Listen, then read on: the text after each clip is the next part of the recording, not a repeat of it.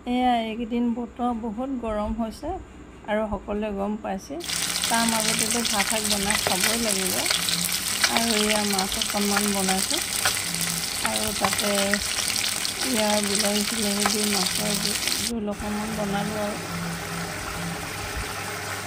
এতিয়া ভাত পানী খাই বৈ বজাৰ কৰিবলৈ যাব লাগিব আৰু বহুত গৰম হৈ আছে।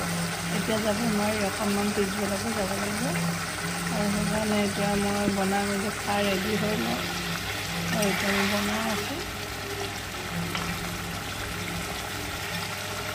মাছ মই ঘৰতে লৈছিলোঁ, বজাৰলৈ মই যোৱা নাই। ঘৰতে বেপাৰী আহিছিলে কাৰণে মই মাছ লৈ ল'লোঁ ঘৰতে। সেইকাৰণেহে এতিয়া আগতীয়াকৈ বনাব পাৰিছোঁ।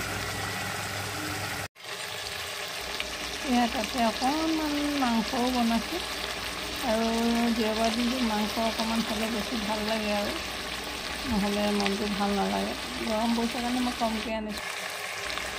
মোৰ মাংস বনোৱা হৈ গ'ল আৰু এতিয়া ভাত খাব পৰা হৈছেগৈ। আৰু বহুত গৰম পৰিছে নহয় আজিকালি, ভাত খাবলৈ মানে মনেই যোৱা নাই। বনাইছোঁ যদিও তথাপিও খাবই লাগিব অকণমান। মই ৰাতিপুৱা ৰুটিৰ লগত খাবলৈ বনাইছিলোঁ, কিন্তু মোৰ ৰুটি খোৱা নহ'ল। গেছৰ চিলিণ্ডাৰটো অকণমান প্ৰব্লেম দিলে, ৰুটি সেইকাৰণে বনাব নোৱাৰিলোঁ।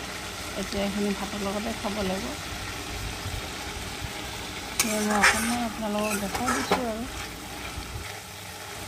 মই এতিয়া ভাতকেইটা খাওঁ, মোৰ খাব পৰা হৈ গ'ল।